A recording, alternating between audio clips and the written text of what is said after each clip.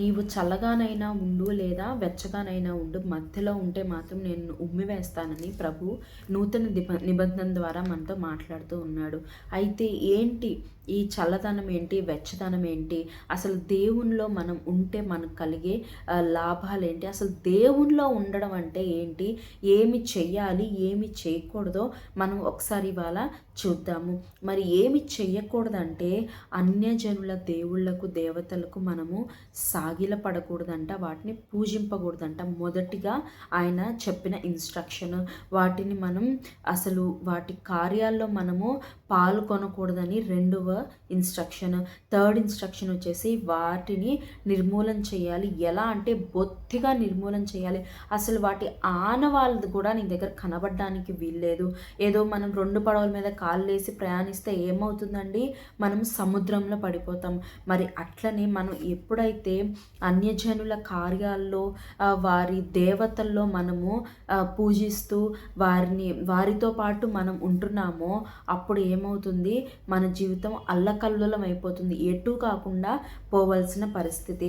అయితే తర్వాత దేవుడు అంటున్నాడు, నీ దేవుడైన యెహోవాను మాత్రమే సేవింపవలెను అని దేవుడు చెప్తున్నాడు. మీరు సేవిస్తే వచ్చే లాభం ఏంటో తెలుసా? నీ ఆహారాన్ని నీ పానీయాన్ని నేను దీవిస్తాను, మీ మధ్య నుండి రోగాన్ని నేను తొలగిస్తానని దేవుడు మాట్లాడుతూ ఉన్నాడు. నువ్వు అనుకోవచ్చు, ఏంటి అసలు ఈ రోగాలు, నేను ఎంతగా దేవుణ్ణి నమ్ముకుంటున్నాను, ఎంతగా ప్రార్థిస్తున్నాను, నేను ఎంతలా ఆయనకి ఇన్ని కార్యాలు చేస్తున్నాను కదా, సేవలో వాడబడుతున్నాను, మనీ పరంగా హెల్ప్ చేస్తున్నాను, పాస్టర్స్కి హెల్ప్ చేస్తున్నాను, లేకపోతే ఎన్నో కార్యాలు దేవుడికి సంబంధించిన కార్యాల్లో నేను పాల్గొంటున్నాను, అయినా నాకు ఈ రోగం ఏంటి, నన్ను విడవదేంటి, అసలు ఇది నాకు ఎందుకు రావాలి, నేను తిన్న ఆహారం నాకు ఎందుకు వంట పట్టట్లేదు, ఎందుకు నాకు ఈ మాల్ నరిష్మెంట్, నేను తిన్న ఆహారం ఎటుపోతుంది, నేను ఇంత హెల్దీగా తింటున్నానే, ఇంత హెల్దీగా ఉంటున్నానే, ఈ రోగం నాకు ఎందుకు రావాలన్న ప్రశ్నలు ఇలా ఉంటే దేవుడు అంటున్నాడు, నీవు దేవుణ్ణి సేవిస్తున్నావు ఓకే, నీ దేవుడైన యెహోవాని సేవిస్తున్నావు ఓకే, కానీ నువ్వు ఇంకోటి కూడా చేస్తున్నావు ఏంటంటే అన్యజనుల దేవుళ్ళను దేవతలు నువ్వు అనుసరిస్తున్నావు, వారి కార్యాల్లో పాలు పంచుకుంటున్నావు, వారిని పూజిస్తున్నావు, వారిని ఆరాధిస్తున్నావు, వారికి ఏది కావాలంటే అది చేస్తున్నావు, నేను అన్నీ చేస్తాను అంటున్నావు. అయితే దేవుడు అంటున్నాడు, నువ్వు నన్ను మాత్రమే సేవింపవలను, అట్లు నువ్వు చేస్తే నీ ఆహారాన్ని నీ పానీయాన్ని నేను దీవిస్తాను. అనవసరం అంటే ఒక అర్థం పర్థం లేని రోగాలు నీలో ఉన్నాయేమో, అసలు ఎందుకు వస్తుందో తెలియని రోగాలు నీలో ఉన్నాయేమో, అయితే నీవు చేయవలసింది ఒకటే, దేవుడైన యెహోవాని మాత్రమే పట్టుకోవాలి. అది ఒక ఆప్షన్ కాదు, అది వన్ అండ్ ఓన్లీ చాయిస్ నీకు, అంతే. దానికి వేరే ఆప్షన్ దేవుడు మనకి ఇవ్వట్లేదు. ఇంకా దేవుని సేవిస్తే ఇంకా దేవుడు మనకి బ్లెస్సింగ్స్ ఇస్తున్నాడు. ఏంటంటే మీలో గొడ్డుతనం ఉండదు. మనం చూస్తూ ఉంటాం, పిల్లలు లేక చాలామందిని మనం గర్భఫలం లేక ఉన్న వారిని చూస్తూ ఉన్నాం, శాపగ్రస్తులు మనం చూస్తూ ఉన్నాం. అయితే దేవుడు అంటున్నాడు, మీలో గొడ్డుతనం ఏమీ ఉండదని చెప్తున్నాడు. మరి అట్లనే మీరు దీర్ఘాయుష్మంతులు అవుతారు, లాంగ్ లైఫ్, ఒక బ్లెస్డ్ లైఫ్ ఉంటుందని దేవుడు మాట్లాడుతున్నాడు. అట్లనే దేవుడు మీ శత్రువులు మీ చేతికి అప్పగిస్తానని దేవుడు మాట్లాడుతున్నాడు. మీ శత్రువులు ఎవరైతే ఉన్నారో వారిని దేవుడు వెళ్ళగొడతానని చెప్తున్నాడు, వారిపైన మనకి విజయం ఇస్తానంటున్నాడు. మనుషులు నీకు భయపడినట్లు చేస్తానని దేవుడు మాట్లాడుతున్నాడు.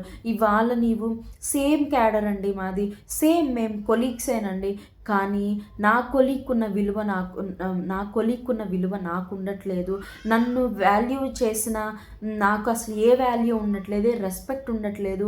మరి అది ఏ విధంగా అయినా మనీ లేదనో, లేకపోతే నా దగ్గర పవర్ లేదనో, లేకపోతే నేను చెడ్డ కార్యాలు చేయట్లేదనో, ఏదైనా సరే నాకు విలువ లేదు, నాకు ఒక రెస్పెక్ట్ లేదని నువ్వు అనుకుంటున్నట్లయితే నీ దేవుడైన యెహోవాను నువ్వు సేవిస్తే దేవుడు ఆయన్ని బట్టి మనుషులు నీకు భయపడినట్లు ఆయన చేస్తాడంటే ఎంత గొప్ప వాగ్దానం.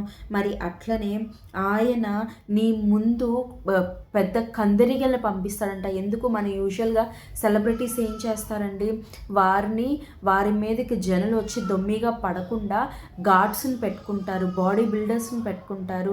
మరి అటువంటి గార్డ్స్ని దేవుడు ఆయన కోసం మనం నిలబడితే ఆయన మన కోసం పంపిస్తానంటున్నాడు. మరి అట్లనే ఆయన ఏర్పరిచిన ల్యాండ్ మనకు ఆయన స్వాధీనపరుస్తానంటున్నాడు. ఆయన మన శత్రువులను వెళ్ళగొడతానంటున్నాడు. అదే కాక ఆ శత్రువులను కూడా మన చేతికి అప్పగించి మనం విజయం పొందుకునేలాగా దేవుడు అనేక మందికి ఆశీర్వాదకరంగా మనల్ని చేస్తానని దేవుడు మాట్లాడుతున్నాడు. చివరిగా దేవుడు ఏం చెప్తున్నాడంటే, అసలు మీరు వారితో నివాసం చేయకూడదు. అన్యజనులు ఎవరైతే ఉన్నారో వారి కార్యాల్లో మీరు పడిపోకున్నట్లు మీరు వారితో నివాసం చేయకూడదు. అంటే ఏదో వారితో మాట్లాడకూడదు, వారి ఇళ్ళకు వెళ్ళకూడదని కాదు. కానీ ఇది ఎలా అంటే వారి ఆచారాలు, వారి కార్యాలు మీరు పాటించకూడదు. అది దిగిపోయేంతగా మీరు వాటిలో ఆ ప్రాక్టీసెస్లో మునిగిపోకూడదని దేవుడు మాట్లాడుతూ ఉన్నాడు. ఎన్ని గొప్ప వాగ్దానాలండి ఇవన్నీ! ఈ బ్లెస్సింగ్స్ అన్ని దేనికి? కేవలం నీ దేవుడైన యెహోవాను మాత్రమే సేవింపవలను అన్న ఒక్క మాట నువ్వు పాటిస్తే చాలు. ఇన్ని ఆశీర్వాదాలు, ఇన్ని బ్లెస్సింగ్స్ దేవుడు మనకి ఇస్తున్నాడు. మనం దేవుని పట్ల తప్పు చేస్తే ఆయన 3-4 తరాల వరకు ఆయన శిక్షిస్తానంటున్నాడు. కానీ మనం ఆయన మాట వింటే 1000 తరాల వరకు బ్లెస్సింగ్స్ ఇస్తానంటున్నాడు. ఆయన మాట వింటే ఆశీర్వాదమేనండి. అసలు అక్కడ శాపం అనేది ఉండదంతే. దేవుడి మాట విని మనం ఆశీర్వాదాలు పొందుకున్నాం. ఆయన మాత్రమే మనం విందాం, ఆయన మాత్రమే మనం సేవిద్దాం. ఈ బ్లెస్సింగ్స్ అన్నీ మనం తీసుకొని సంతోషంగా, ఉల్లాసంగా మనం జీవిద్దాం. అనేక మందికి ఆశీర్వాదకరంగా ఉందాం. ఆమేన్.